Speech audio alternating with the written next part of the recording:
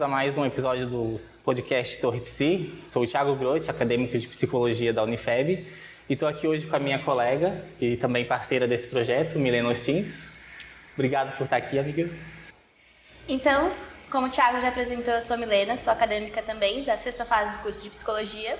E nós estamos com o nosso convidado hoje, Gabriel Saporito, e nós vamos discorrer um pouquinho sobre o tema TDAH. Então, antes de entrar no tema, eu gostaria que você, Gabriel, se apresentasse para o nosso pessoal, falasse um pouquinho da sua trajetória, quem que é você. Bom, então, bom dia a todos, boa tarde, boa noite. Muito obrigado, primeiramente, pelo convite. Thiago, Milena, é um prazer imenso estar aqui participando desse projeto de vocês, né? Então, meu nome é Gabriel Saporito, me formei em Psicologia agora em 2023, no meio do ano, em agosto.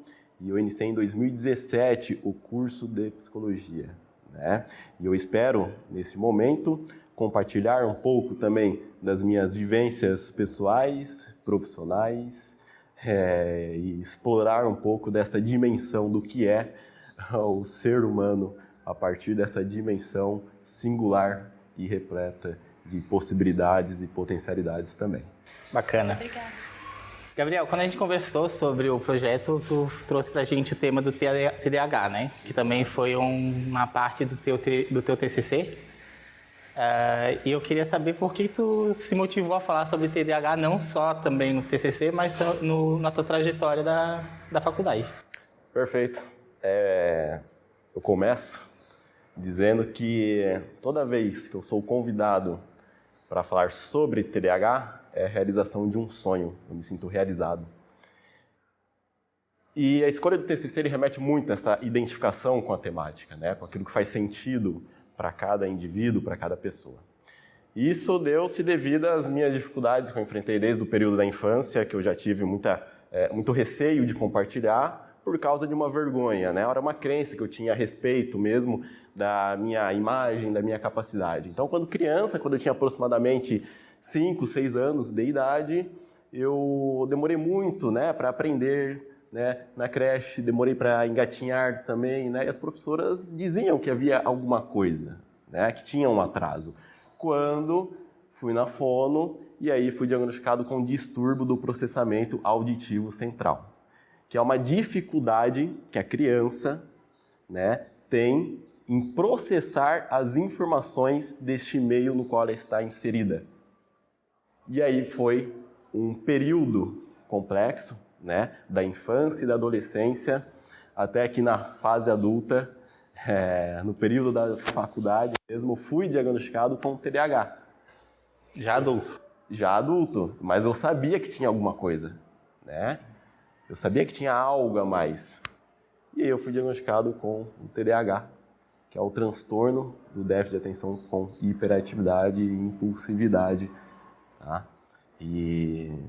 Bom, temos muitas variáveis aí, porque não é somente o transtorno em si. Estamos falando de uma vivência, estamos falando de um processo que remete a esse indivíduo, uma dor que ele passa diante da sua trajetória existencial, porque tem os sintomas, né? Não podemos negligenciar, mas tem também esta questão social que contribui também para a manifestação do sofrimento psíquico. Tá? Então, a fenomenologia mesmo, que é uma abordagem da psicologia, né, para quem é acadêmico, para quem é estudante de psicologia, compreende essa questão desse ser que é lançado no mundo. Né? À medida que ele é lançado no mundo, ele está sujeito às possibilidades. E foi, portanto, no ensino fundamental e ensino médio que eu comecei a sofrer bullying. Tá? Ou seja, temos aqui a temática, TDAH, os sintomas, mas temos também esta origem desta dimensão, portanto, biológica, psicológica e social. Tá? Então, TDAH enquanto questões relacionadas a um transtorno do neurodesenvolvimento, tá? Há uma questão de uma diminuição da dopamina, que está associada a esta motivação, e também tem o social, né? O bullying, por exemplo. Na escola era chamado de burro, de retardado, de incapaz, não só na escola, de pessoas próximas e familiares também. Né? Então, consequentemente, para o adolescente tudo é muito, né? Naquela fase de transição entre a infância e a vida adulta, e neste momento eu internalizava aquilo que o outro falava a meu respeito e eu me comportava de tal forma. Eu não via mais sentido na própria existência, eu não via mais sentido em um propósito. E eu só ia, sabe, passando de ano, eu só estudava mesmo quando eu pegava a recuperação. Eu espero. E, bom, como eu tenho TDAH, às vezes eu emendo uma temática na outra, né? Quando tu trouxesse pra gente sobre a parte do neurodesenvolvimento, quando a gente foi discutir sobre o episódio do podcast, sobre o tema TDAH, a gente pensou também no objetivo do podcast, que é informar as pessoas que estão ouvindo, e a gente ficou na dúvida em relação se todo mundo tem TDAH hoje ou se a gente está aprendendo a não prestar mais atenção através do consumo de telas, através do consumo de material rápido de 15 segundos que tem no TikTok, no Instagram. Porque quando a gente vê as entregas do que é TDAH pelos influencers ou pelo pessoal da saúde, que às vezes eles entregam uma informação muito rasa, e esses comportamentos que o TDAH apresenta, esses sintomas que o TDAH apresenta, a gente consegue se identificar muito fácil. Seja por não consigo prestar atenção, então tenho TDAH. Eu não consigo ficar muito tempo parado, então tenho TDAH. E eles começam a entender que eles têm esse transtorno, eles vestem essa roupagem do TDAH, né? E começam a aprender mais sobre os outros sintomas. Então, se eu tenho esse sintoma, eu consigo aprender novo sintoma do TDAH e começar a viver como se tivesse sintoma mesmo não tendo, mesmo não sendo laudado? Uhum. É bem interessante esse questionamento do Thiago, porque isso parece, né, muito comum na clínica, por exemplo, a pessoa ela chega à clínica dizendo que tem TDAH, mas calma aí, é interessante compreender a história dela, né, porque a literatura ela fala sobre, né, o que é uma dificuldade de aprendizagem e o que é um transtorno de aprendizagem. Tá? O que é uma dificuldade de aprendizagem? Dificuldade todos nós temos. Então, por exemplo, se eu estou em sala de aula e tem muito barulho, consequentemente terei dificuldade de aprendizagem. Se eu estou inserido num ambiente hostil, onde há um conflito familiar, consequentemente isto reverbera na manifestação de uma dificuldade de aprendizagem, tá? E aí nós temos também a ansiedade, que também proporciona esta desatenção, tá? E o TDAH é um fenômeno que ele acompanha a pessoa. Se você pega o histórico de uma pessoa que tem TDAH, é uma dimensão que acompanha ela desde a infância, essas dificuldades, né? Então, por exemplo, você atende uma mãe, ela leva o filho para um atendimento, um acompanhamento psicológico, e aí tu compreende que já começa ali, lá no início do desenvolvimento dela. E no adulto, por exemplo, você pega um histórico dele, tu compreende que tem esta implicação na infância e na adolescência e persiste na fase adulta. E eu costumo dizer que é matar uns 5, 6 leões por dia, tá? Por meio do relato, né, de algumas pessoas que são diagnosticadas com déficit de atenção, e aí tem a predominância, que é na desatenção, na hiperatividade e na impulsividade, e tem um subtipo combinado, né? Então são para esses fatores que precisamos tomar muito cuidado, né? Porque hoje tem muito, né, nas redes sociais, reels, 5, 10 segundos, e a pessoa se autodiagnosticando, né? Então precisa de um cuidado e um olhar para esta dimensão existencial, para esse ser que está no mundo e que, à medida que nós estamos neste mundo, nos relacionamos com outras pessoas. Quando eu estava na terceira fase, eu acho que foi na psicologia escolar, isso. A Luzia te convidou para fazer uma intervenção com a gente, né, para falar sobre o TDAH e sobre o teu projeto como acadêmico. Eu lembro que, utilizando telas assim, eu perdi o foco bastante antes de começar a faculdade.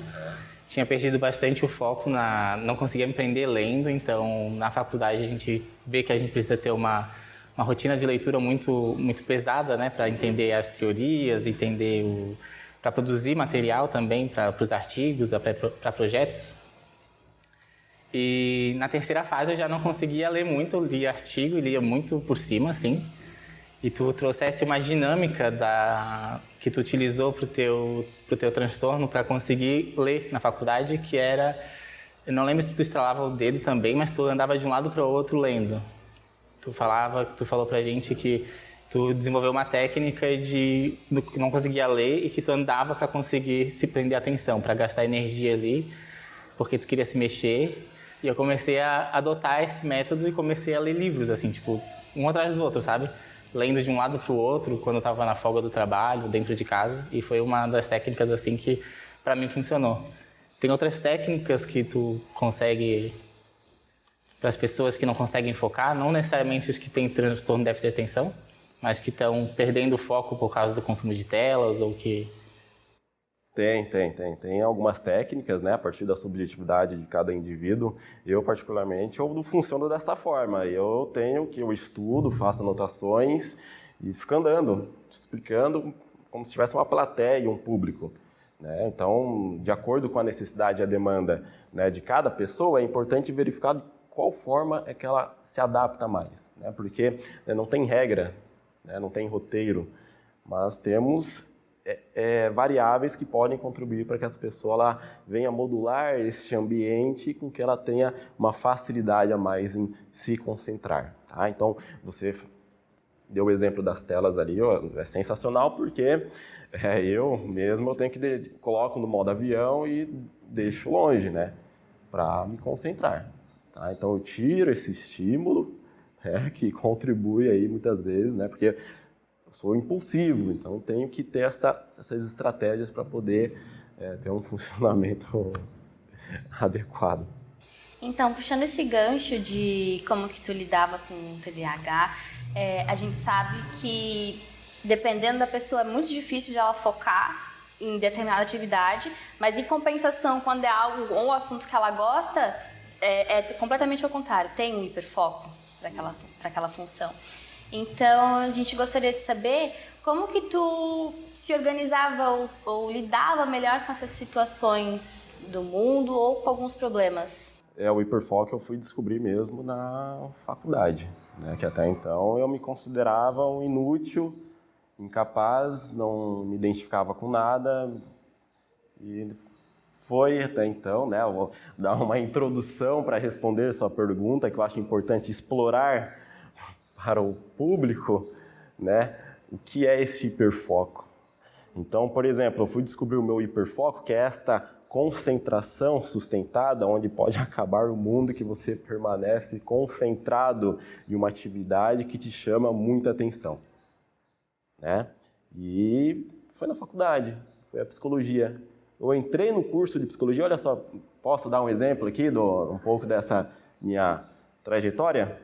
Em 2016, quando eu me formei em 2015, 2016 fiquei em casa, numa crise existencial, né? Eu era muito tímido, introvertido, e eu tinha medo do mundo.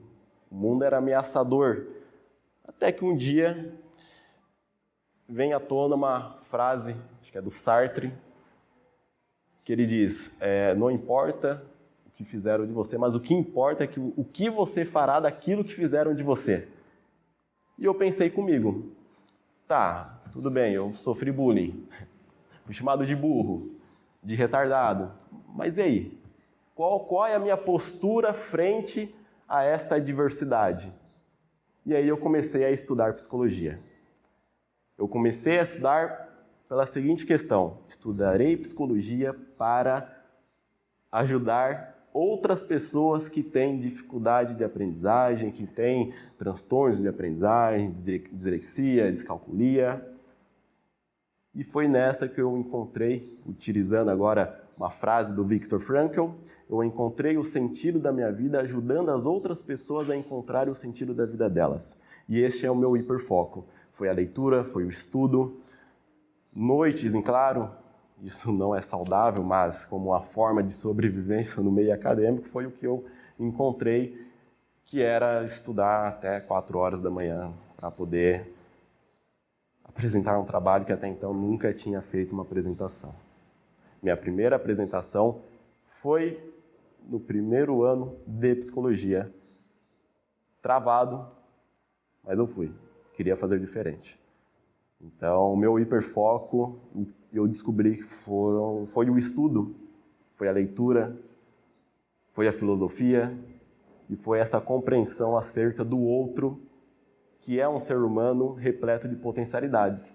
E eu busco ser esta pessoa que cria, e aí eu utilizo Carl Rogers, que eu aprendi muito com a professora Luzia, que foi minha primeira professora orientadora, que criou esse espaço de aceitação incondicional pelo que você é e não pelo diagnóstico. Eu me senti à vontade em ser o que eu sou, a partir da minha essência.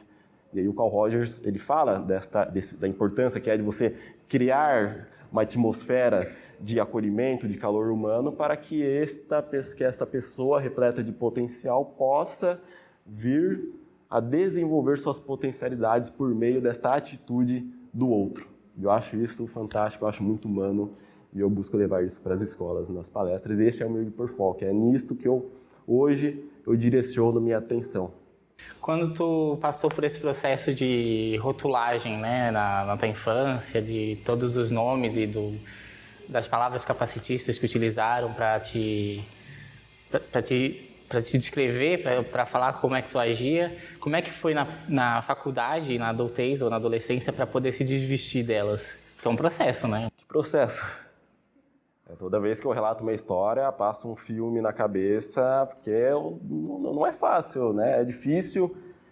Muitas vezes eu me via muito ainda aquele adolescente frágil, onde a qualquer momento você poderia sofrer bullying novamente, né? Então eu tinha esse medo do externo, eu tinha medo das pessoas, né? Era como se eu fosse um garoto indefeso diante do mundo, onde tudo era ameaça.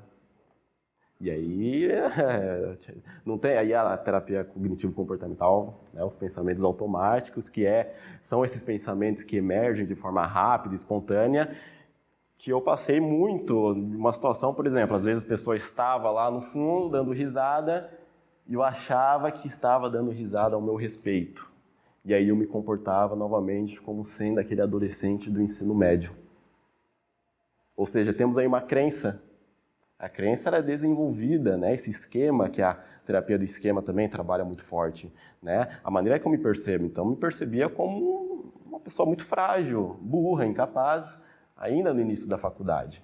Então, as pessoas às vezes estavam dando risada, mas não era o meu respeito, era porque alguém contou alguma piada, alguma coisa engraçada, né? Então, eu tive que quebrar, né, esta barreira para poder ter um progresso significativo, mas demanda, claro, uma força de vontade, uma vontade. O Viktor Frankl também ele fala desta força de vontade, né? O que é que te mobiliza? O que é que faz você permanecer em pé diante desta dor que muitas vezes há, né? Porque é uma utopia pensar que mil maravilhas, né? Romantizar o TDAH, que tem superpoderes. Não, tem um sofrimento muito intenso. Tem que ser levado a sério, né? E tem que olhar para este potencial, para o que está aqui dentro, para este coração, né? É aqui que mora o self, o eu autêntico, né? E muitas vezes eu tive que me deparar com as minhas sombras, que é essas partes que eu não aceitava, e aí tem aquela música Me Curar de Mim, né? Que para encher do que me importa, preciso me esvaziar, minhas feras encarar, me reconhecer hipócrita, sou má, sou invejosa, sou mentirosa, preconceituosa e assim por diante, né? Mas eu não me via dessa forma, claro. Mas eu precisava olhar para o meu eu e separar. E aí que essa música Me Curar de Mim faz muito sentido, porque eu comecei a separar os mundos. Separei o que era do outro e o que era meu.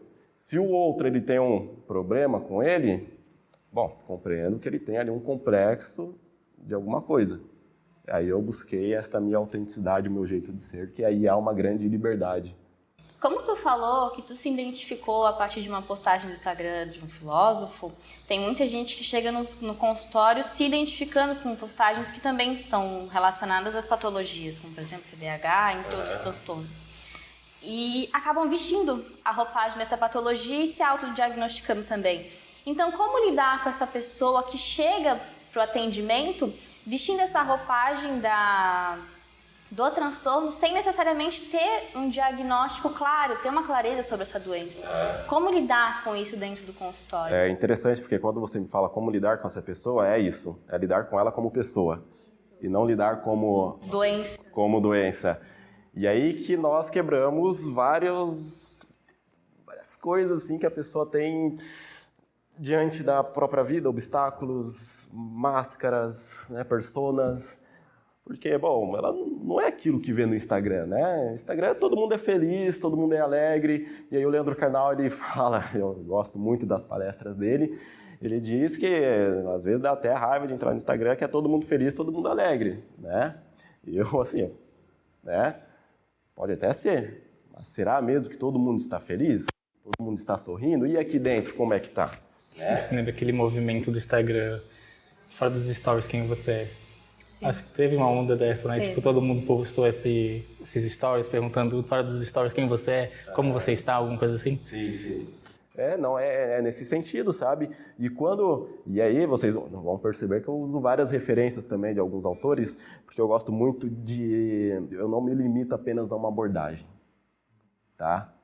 Eu compreendo a relevância em todas, né? Porque estamos lidando com pessoas, então eu ficar alienado em uma abordagem, o que é? Eu estou trabalhando, né? O meu ego, ou estou trabalhando para facilitar o processo, né, do outro a partir dessa singularidade dele, né? Então, é olhar aquela pessoa como pessoa, né? E aí o Rogers, ele fala, né, que como que é, eu percebo que quando as pessoas elas olham para mim com os olhos marejados, é como se elas estivessem falando o seguinte: olha, graças a Deus tem alguém aqui que sabe o que é estar na minha própria pele, sem dizer o que você tem que fazer, né, quem você tem que ser, né? E é nesse sentido, né, é trabalhar esse processo do autoconhecimento, de transformação e assim por diante. No teu TCC, tu fizesse ele na abordagem... TCC, na terapia cognitivo-comportamental. E o teu tema foi sobre também não só o TDAH, mas sobre os pensamentos automáticos, né? Sim, sim. O que seriam esses pensamentos automáticos que tu traz no teu TCC? Sim, como eu disse anteriormente ali, são pensamentos que eles surgem de uma forma rápida e espontânea, e que muitas vezes a pessoa ela não percebe esses pensamentos, né? Então eu poderia, para elucidar muito bem, que, vamos pensar, o Guilherme, ele está ali. É um ótimo exemplo que eu queria puxar ele depois. Sempre muito simpático, né?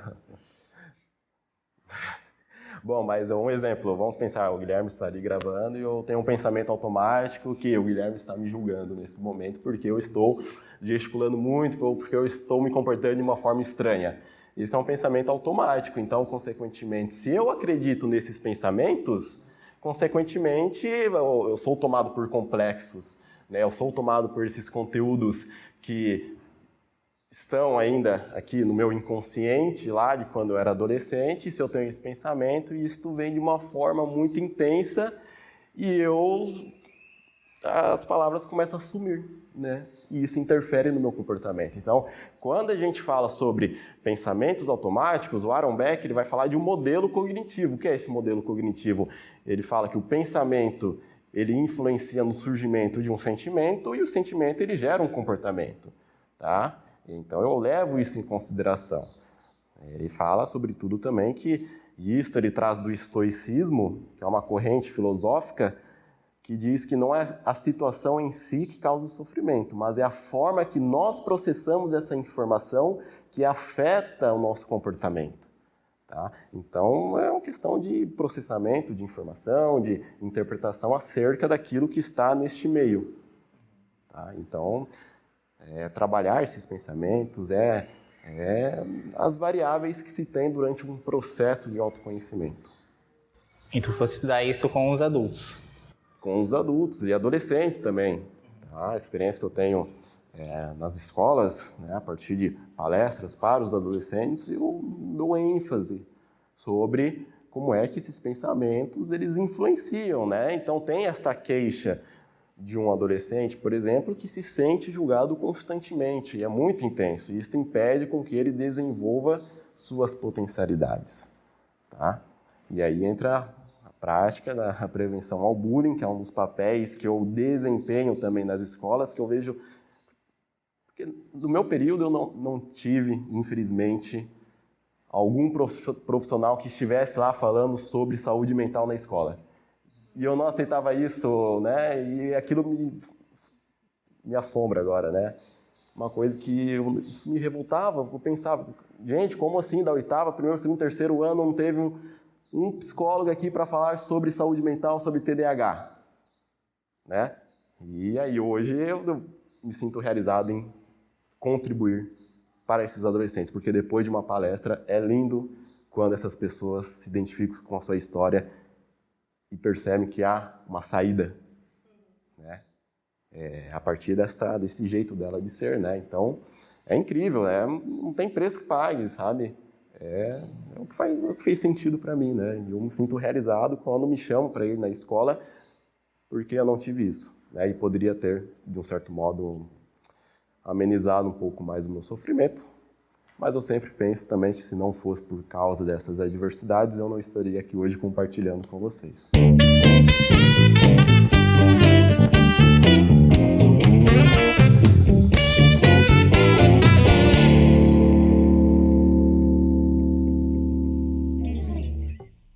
Esse episódio foi patrocinado pela Café e Ponto, uma cafeteria e loja de cafés que proporciona experiências incríveis, tanto na cafeteria quanto em eventos externos, como todo um bom amante de café adora. Eles trabalham apenas com cafés especiais, com notas a partir de 82 pontos. Trabalham também com a torra média e oferecem 8 métodos de extração, além, é claro, de aproximadamente 10 grãos de diferentes regiões do Brasil. Eles estão abertos de segunda a sexta-feira, das 9h30 da manhã às 18 horas, e também estão abertos aos domingos, das 15 às 18 horas em Brusque. Curiosos para saber mais sobre os nossos patrocinadores? Visite o Instagram, @café.oficial.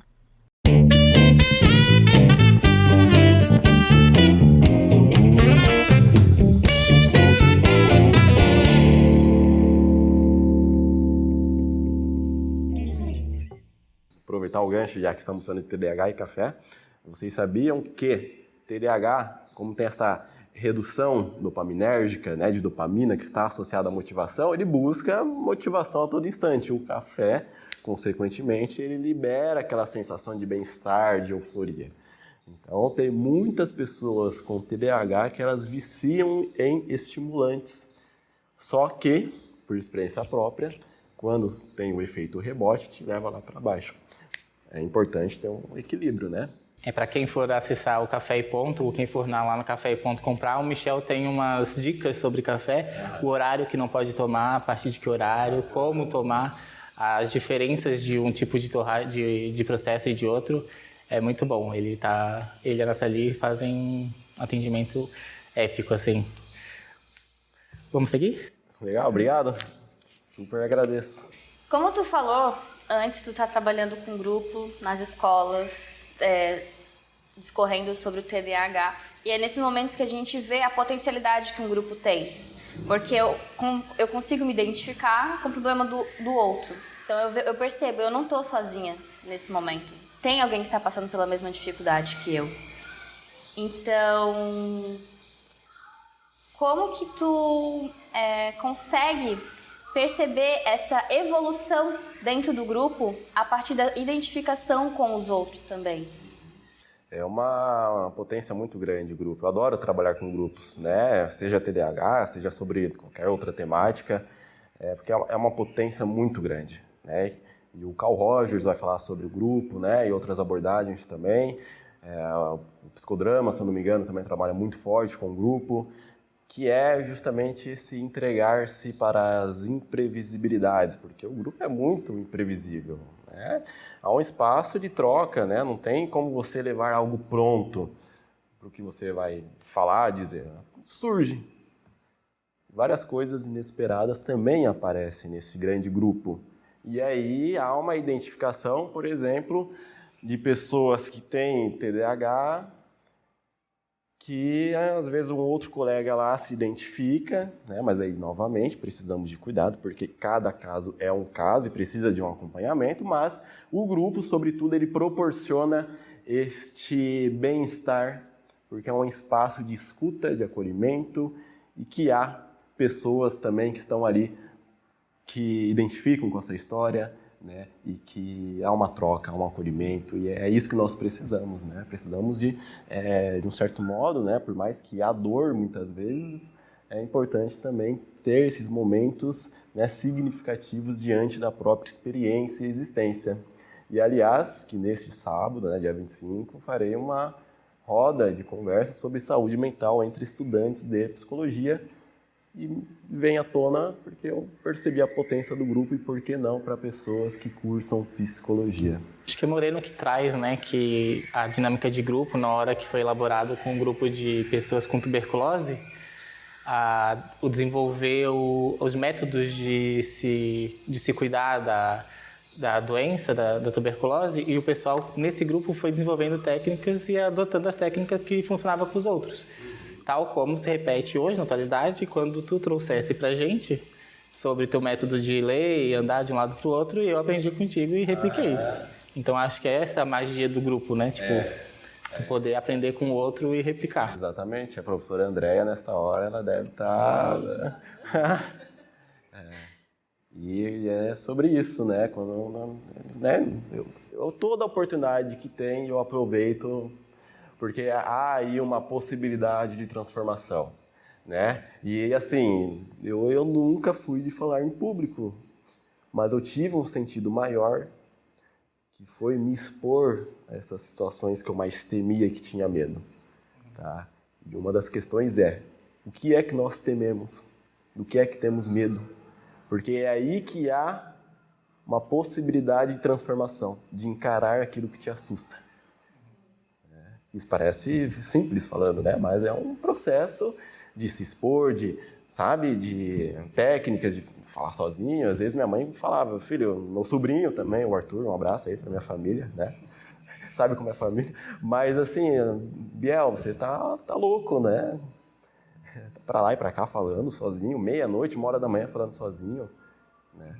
E outra questão, falando sobre a loucura, tem uma música que chama Balada do Louco, dos Mutantes, que o Ney Matogrosso também canta, que diz sobre: dizem que sou louco, mas louco é quem me diz e não é feliz.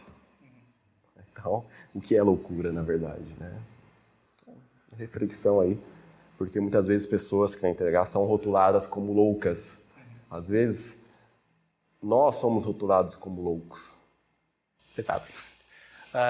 Agora, trazendo um pouco para a atualidade, em relação ao TDAH, nas empresas, trabalho, etc., no momento de produção, até na faculdade, como é que tu vê o cenário pós-chat GPT?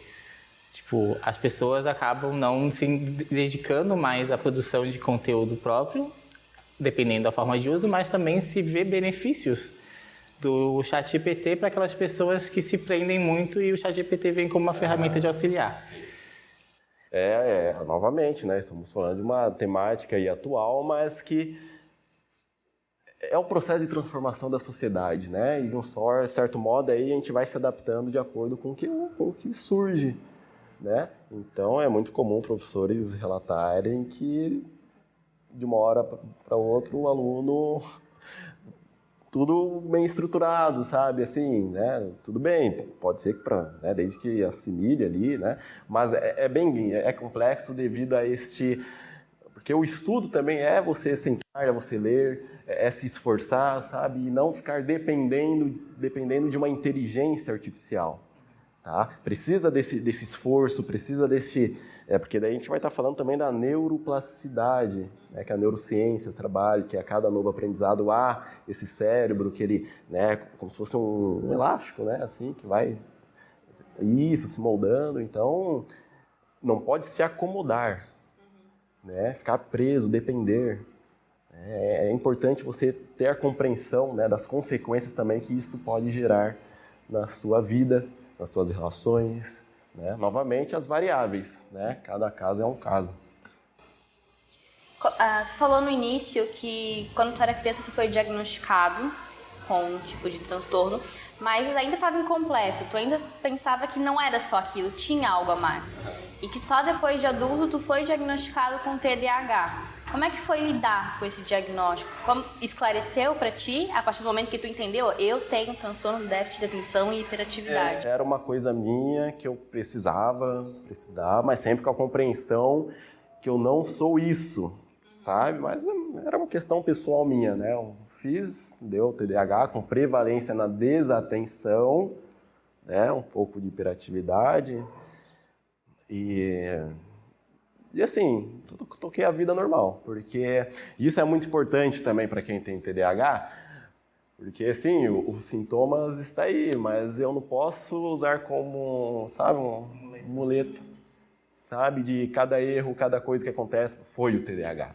Não, porque há também aí um ser que é responsável pelas próprias ações e consequências que isto gera a partir das próprias atitudes dele diante deste mundo.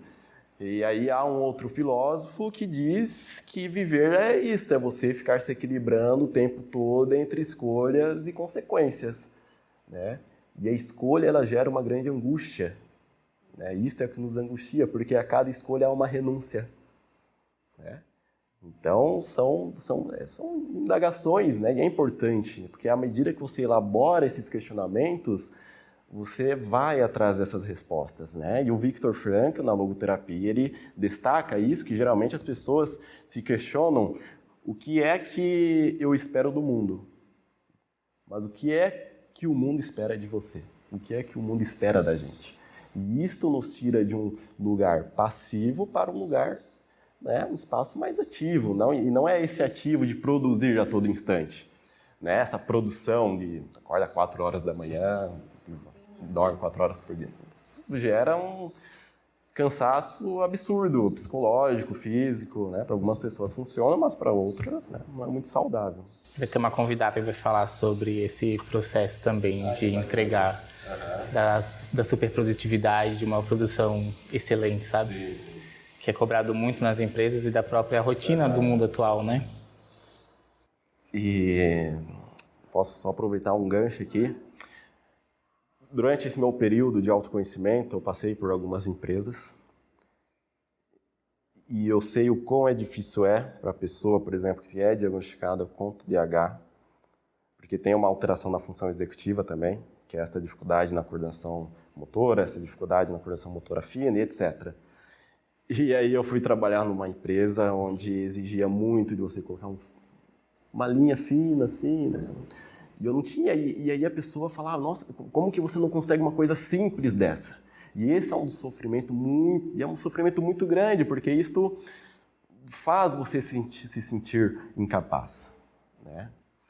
E onde eu desenvolvi essa coordenação motora foi quando eu fiz o processo seletivo para trabalhar como monitor de creche, educação infantil, onde eu tinha que estimular crianças precisam de estímulos. E aí eu fui me estimulando também, juntamente com as crianças. Então, eu aceitei essa minha condição e falei, aproveita essa oportunidade também para aprender com os pequenos, que eles têm muito a ensinar. Vamos pro bate-bola? Mais alguma pergunta? Então, para as pessoas que se interessaram em ouvir o nosso convidado, tu tem alguma clínica específica? Como é que funcionam os teus atendimentos? Sim, eu atendo. Atendo na Ercílio Luz, no Espaço Humane e na Clínica Tec também, que é na Ercílio Luz ali. Além de psicólogo clínico, tá palestrante, né? Então, para as empresas que quiserem ouvir sobre TDAH com seus funcionários, escola. TDAH, saúde mental, de acordo com a demanda do ambiente. É uma possibilidade que a gente tem de fazer uma transformação, né? É importantíssimo falar sobre saúde mental, que há uma transformação, uma possibilidade de transformação, de a pessoa se identificar e querer, né, um apoio psicológico, um acompanhamento psicológico, né? Então, é sobre isso, né? Bom, vamos lá então. A gente vai fazer um jogo rápido, perguntar algumas coisinhas para ti, e tu responde o que tu entregaria ali. Pode ser? Não é nada muito complexo. Um filme.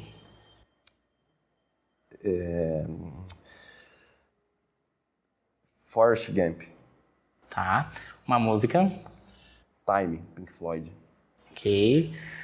Um autor. Carl Rogers. Certo. E uma frase. Quem tem um porquê nessa vida é capaz de suportar quase todo e qualquer como para viver, apesar das adversidades. E apesar de tudo, dizer sim à vida. Viktor Frankl. Para pessoas que não veem esperança na vida, apesar de tudo, dizer sim à vida e resgatar este eu autêntico, esta alma que foi perdida durante sua jornada de desenvolvimento. Certo, então é isso. É isso. Muito obrigado por participar, por topar, fazer parte desse projeto. É muito bom ver que tu conseguiu se formar, né? Ele teve aula com a gente, né? Sim, verdade. Passou ali, se graduou, está atendendo agora, fazendo palestra e só subindo na vida. Muito sucesso, Gabriel. Obrigado, Milena, por participar também. Eu que agradeço. Topar participar desse projeto. E é isso. Até a próxima, até o próximo episódio. E a gente fica por aqui. Muito obrigado. Muito obrigada. Tchau.